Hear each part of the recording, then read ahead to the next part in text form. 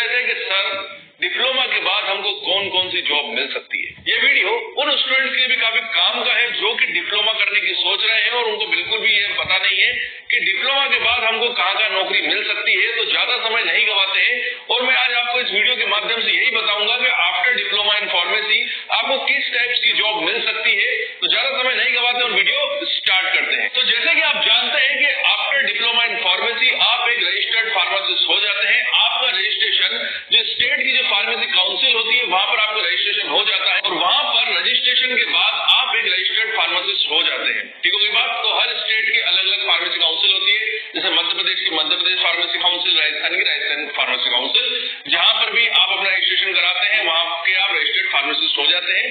अगर आप एमपी के फार्मेसी काउंसिल में कराते हैं तो आप एमपी में हो जाएंगे, राजस्थान में कराते हैं राजस्थान में, किसी भी स्टेट में। ठीक है, यहाँ पर हम बात कर रहे हैं जॉब्स की। तो सबसे पहले इंपॉर्टेंट जॉब्स की बात करेंगे तो हर आदमी कौन सी जॉब चाहता है?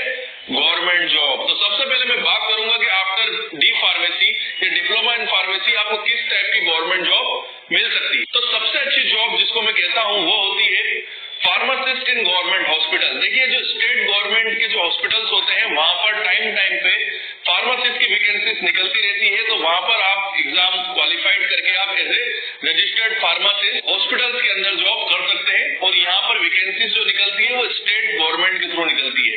ठीक है, तो यहाँ पर आपको क्या क्या वर्क करना होता है एज ए फार्मासिस्ट। आपको वहां पर एज ए स्टोर कीपर, जो ड्रग का जो स्टोर होता है उस स्टोर को आपको देखना पड़ता है, उसका पूरा वर्क देखना पड़ता है। साथ ही साथ ड्रग डिस्ट्रीब्यूशन का काम भी आपके हाथ में ही होता है। तो ये काफी अच्छी जॉब है और सैलरी स्ट्रक्चर भी काफी अच्छा होता है। यहाँ पर मैं आपको एक बता दूं कि यहाँ पर ये जो जॉब होती है बेसिकली ग्रेड 3 और ग्रेड 4 के अंदर काउंट होती है। तो स्टेट गवर्नमेंट के थ्रू ये फार्मासिस्ट की वैकेंसी समय समय पे निकलती रहती है। तो आप इसको चेक करते रहिए और जब भी वैकेंसीज निकले तो आप इसमें भर के आप ऐसे फार्मासिस्ट जॉब कर सकते हैं। बट मैंने आपको बताया कि इसके लिए एग्जाम होती है, उस एग्जाम को क्वालिफाइड करने के बाद ही आप ये जॉब कर सकते हैं। तो जो अगली जो जॉब है वो है सेंट्रल गवर्नमेंट के अंदर आती है, मतलब जो केंद्रीय सरकार, मतलब केंद्र सरकार जिसे हम केंद्र कहते हैं उसके अंदर आने वाले जो अलग अलग संस्थान होते हैं, मतलब सेंट्रल गवर्नमेंट के अंदर आने वाले कुछ ऐसे सेक्टर्स हैं या ऐसे विभाग हैं जहां पर उनके खुद के हॉस्पिटल होते हैं और वहां पर उनको फार्मासिस्ट की रिक्वायरमेंट होती है। इससे पहले जो मैंने आपको बताया था वो था हमारा राज्य सरकार के द्वारा जो हॉस्पिटल चलते हैं या उनके द्वारा जो हॉस्पिटल चलाए जाते हैं वहां पर जो फार्मासिस्ट की वैकेंसीज निकलती है, हमने इससे पहले उसकी बात करी थी। बट अब मैं आपको जिस वैकेंसीज के बारे में बताने वाला हूँ वो केंद्र सरकार के अलग अलग संस्थान है या डिपार्टमेंट है। जैसे रेलवे के अधीन डिफरेंट टाइम पे इसकी पोस्ट निकलती रहती है, जहाँ पर डिप्लोमा इन फार्मेसी वाले अप्लाई कर सकते हैं और वहां पर एग्जाम क्वालिफाइड करके वो रेलवे के अंतर्गत आने वाले अस्पतालों में ऐसे फार्मासिस्ट जॉब कर सकते हैं। मतलब रेलवे के जो हॉस्पिटल्स होते हैं वो कहाँ होते हैं? तो जितने भी बड़े बड़े जंक्शन होते हैं वहां पर जो रेलवे के कर्मचारी होते हैं वो वहां पर रहते हैं, उनकी खुद की कॉलोनीज होती है और उन्हीं के इलाज के लिए रेलवे उनके लिए अस्पताल बनवाता है, स्कूल बनवाता है। तो रेलवे हॉस्पिटल्स कंटिन्यूसली काम करते रहते हैं और वहां पर फार्मासिस्ट की वैकेंसीज निकलती है। एक अच्छी चीज ये होती है कि यहाँ पर सैलरी स्केल काफी अच्छा होता है। स्टेट गवर्नमेंट के जो हॉस्पिटल्स होते हैं उनसे अच्छी सैलरी स्केल यहाँ पर होती है क्योंकि केंद्र मतलब सेंट्रल गवर्नमेंट के अधीन ही हॉस्पिटल्स आते हैं। उसके अलावा और भी डिपार्टमेंट्स हैं जैसे कि सोल्जर फार्मा, आर्मी की जो छावनी होती है वहां पर भी हॉस्पिटल्स होते हैं और वहां पर जो फार्मासिस्ट काम करते हैं उन्हें बोला जाता है सोल्जर फार्मा। उसके अलावा सीआरपीएफ जो हमारी सेंट्रल रिजर्व पुलिस फोर्स है उनकी भी जो छावनी होती है वहां पर भी हॉस्पिटल्स होते हैं, वहां पर भी फार्मासिस्ट की वैकेंसीज निकलती है। बॉर्डर सिक्योरिटी फोर्स जिसे हम बीएसएफ कहते हैं उनकी जो छावनी होती है वहां पर जो हॉस्पिटल्स होते हैं वहां पर ये फार्मासिस्ट काम करते हैं। उसके बाद एयरपोर्ट्स, तो एयरपोर्ट जितने भी एयरपोर्ट्स होते हैं वहां पर भी छोटे छोटे हॉस्पिटल्स होते हैं जो इमरजेंसी केसेस में वहां पर लोगों का ट्रीटमेंट किया जाता है। तो वहां पर भी टाइम पे फार्मासिस्ट की वैकेंसीज निकल सकती है, तो वहां पर जाकर आप काम कर सकते हैं। और बेसिकली जितनी भी मैं आपको सेंट्रल गवर्नमेंट की जितनी पोस्ट बता रहा हूँ यहाँ पर सीधा रिक्रूटमेंट नहीं होता है। गवर्नमेंट की जो भी वैकेंसीज निकलती है उसके लिए आपको एक एग्जाम क्वालिफाइड करना पड़ेगा जो कि उन्हीं के द्वारा कराया जाता है और उसके बाद मेरिट के थ्रू फिर आपका सिलेक्शन होता है और फिर आप एज ए फार्मासिस्ट काम कर सकते हो। मतलब यहाँ पर किसी टाइप का सीधा सिलेक्शन नहीं होता है। उसके अलावा भारत के जो अलग अलग न्यूक्लियर प्लांट है वहां पर भी हॉस्पिटल्स होते हैं और वहां पर भी आप एज ए फार्मासिस्ट काम कर सकते हैं। तो मैंने यहाँ पर जो आपको अभी जॉब बताई ये सारी सेंट्रल गवर्नमेंट के अंदर आने वाले डिफरेंट डिपार्टमेंट है और उन्हीं के द्वारा जो हॉस्पिटल्स चलाए जाते हैं वहां पर फार्मासिस्ट की रिक्वायरमेंट होती है और यहाँ पर डिप्लोमा इन फार्मेसी के जो स्टूडेंट्स होते हैं वो यहाँ पर काम कर सकते हैं। और मैंने आपको एक चीज बताई कि यहाँ पर सैलरी स्केल काफी अच्छा होता है क्योंकि सेंट्रल गवर्नमेंट के यहाँ रूल रेगुलेशन लगते हैं।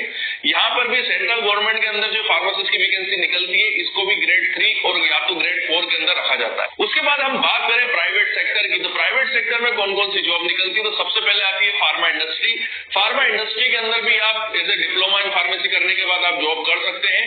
सबसे अच्छी बात यह है कि फार्मा इंडस्ट्री में जॉब तो आपको मिलेगी ही मिलेगी क्योंकि आप फार्मा सेक्टर से रिलेट करते हैं, बट यहाँ पर आपका सैलरी स्केल भी काफी अच्छा होता है। टाइम टाइम पे आप धीरे धीरे ग्रोथ करते आते हैं। देखिए फार्मा सेक्टर के ऊपर मैंने एक डिफरेंट वीडियो बनाया है डिप्लोमा इन फार्मेसी से रिलेटेड, जहां पर मैंने आप उस वीडियो के अंदर सिस्टमेटिक वे में समझा है कि क्या सैलरी स्केल होती है, क्या प्रॉब्लम्स आती है, क्या चैलेंजेस होते हैं, क्या करना चाहिए क्या नहीं करना चाहिए। क्योंकि अगर मैं इस वीडियो के अंदर ये सारी चीजें इंक्लूड करूंगा तो वीडियो काफी लेंथी हो जाएगा, तो यहाँ पर मैं केवल आपको इतना बता रहा हूँ कि फार्मा सेक्टर में भी as a diploma in pharmacy करने के बाद आप जॉब कर सकते हैं। जो अगला प्राइवेट सेक्टर आता है वो होता है hospital pharmacist. After diploma in pharmacy करने के बाद आप प्राइवेट हॉस्पिटल्स के अंदर भी एज ए फार्मासिस्ट जॉब कर सकते हैं। इंडिया के अंदर काफी ज्यादा ऐसे प्राइवेट हॉस्पिटल्स हैं जो कि काफी बड़ी बड़ी चेन्स में चलते हैं, जैसे फोर्टिस, अपोलो। यहाँ पर भी समय समय पर एज ए फार्मासिस्ट की रिक्वायरमेंट निकलती रहती है और यहाँ पर आप सीधे इंटरव्यू को क्लियर कर देखिए यहाँ पर किसी टाइप का रिटर्न एग्जाम नहीं होगा, यहाँ पर सीधा इंटरव्यू होता है और इंटरव्यू के बाद आप सीधा यहाँ पर जॉब कर सकते हो। यहाँ पर एक चीज आपको याद रखनी है कि प्राइवेट जितने भी सेक्टर्स होते हैं जहाँ पर फार्मासिस्ट की वैकेंसीज निकलती है, यहाँ पर किसी भी टाइप का सिलेक्शन के लिए कोई रिटर्न एग्जाम नहीं होता है, यहाँ पर सीधा इंटरव्यू होता है फेस टू फेस और उसको सिलेक्ट करने के बाद आपको एक प्राइवेट जॉब मिल सकती है। तो जितनी भी रिटर्न एग्जाम थी वो सारी गवर्नमेंट सेक्टर के अंदर होती है, बट प्राइवेट सेक्टर के अंदर ज्यादातर फेस टू फेस इंटरव्यू होते हैं और इंटरव्यू के थ्रू पर्सन का सिलेक्शन होता है। तो प्राइवेट हॉस्पिटल्स के अंदर भी काफी अच्छी सैलरी स्केल होती है। यहाँ पर आपको पूरा मैनेजमेंट देखना पड़ता है और यहाँ पर भी आपको पूरा स्टोर का मैनेजमेंट देखना पड़ेगा और ड्रग डिस्ट्रीब्यूशन का काम भी आपके जिम्मे ही होता है। नेक्स्ट होता है फार्मा मार्केटिंग, जिसको हम MRV कहते हैं, जिसे हम मेडिकल रिप्रेजेंटेटिव भी कहते हैं। आफ्टर डिप्लोमा इन फार्मेसी करने के बाद आप फार्मा मार्केटिंग भी कर सकते हैं, ड्रग की मार्केटिंग जिसे हम कहते हैं आसान भाषा में, और इसके अंदर सैलरी स्केल काफी अच्छा होता है और यहाँ पर जो सैलरी डिसाइड होती है वो डिपेंड करती है आपकी परफॉर्मेंस के ऊपर। जितनी ज्यादा आप कंपनी की जो ड्रग्स है उनकी सेल को इंक्रीज करेंगे, जितना ज्यादा आप टारगेट को अचीव करेंगे उतना अच्छा आपका प्रमोशन होगा और सैलरी भी उतनी तेजी से आपकी बढ़ती जाएगी। तो ज्यादातर मैंने एक चीज देखी है कि आफ्टर डिप्लोमा इन फार्मेसी करने के बाद ज्यादातर स्टूडेंट जो आते हैं वो इसी डिपार्टमेंट की तरफ जाते हैं, इसी सेक्टर के अंदर जाते हैं जिसे हम मार्केटिंग कहते हैं, और काफी अच्छा सेक्टर है और सैलरी स्केल काफी अच्छा होता है इस वजह से। नेक्स्ट होता है medical store. After diploma in pharmacy करने के बाद आप अपना खुद का एक मेडिकल स्टोर चला सकते हैं और ये काफी अच्छा ऑप्शन भी है, खासकर उन स्टूडेंट्स के लिए जिनको जॉब नहीं करनी है और जिनको केवल बिजनेस करना है। तो बिजनेस करने वाले स्टूडेंट डिप्लोमा इन फार्मेसी 2 साल करने के बाद वो अपना खुद का एक मेडिकल स्टोर खोलते हैं, जिससे कि देखिए मेडिकल स्टोर की तो आपको कमाई पता ही है, और खासकर उन स्टूडेंट्स के लिए जिनके पास एक अच्छी दुकान है और ऐसी लोकेशन पे जिनकी शॉप्स है जहाँ जो किसी बड़े हॉस्पिटल्स के आसपास है या किसी गवर्नमेंट हॉस्पिटल्स के आसपास है। अगर ऐसी लोकेशन पे अगर आपका मेडिकल स्टोर है और ऐसी लोकेशन पे अगर आपके पास कोई शॉप है जो किसी बड़े हॉस्पिटल के आसपास है, तो आप जरूर डिप्लोमा इन फार्मेसी करने के बाद आप वहां पर मेडिकल स्टोर डाल सकते हैं और बहुत अच्छी अर्निंग कर सकते हैं। तो एक बहुत अच्छा ऑप्शन होता है और ज्यादातर स्टूडेंट डिप्लोमा इन फार्मेसी के बाद अपना खुद का मेडिकल स्टोर ओपन करते हैं। नेक्स्ट और आखिरी जो जॉब होती है जो कि आफ्टर डिप्लोमा इन फार्मेसी के बाद मिल सकती है वो होती है मेडिकल कोडिंग। मेडिकल कोडिंग एक बहुत अच्छा सेक्टर है खासकर गर्ल्स के लिए, और काफी girls after diploma in pharmacy करने के बाद मेडिकल कोडिंग में जाती हैं।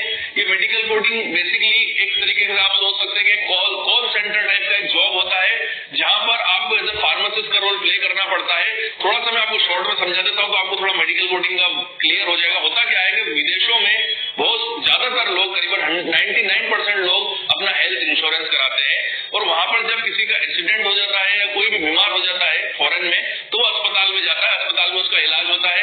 इलाज होने के बाद जो भी उसका बिल होता है हॉस्पिटल का, वो बिल जो होता है वो उसकी इंश्योरेंस की कंपनी पे करती है।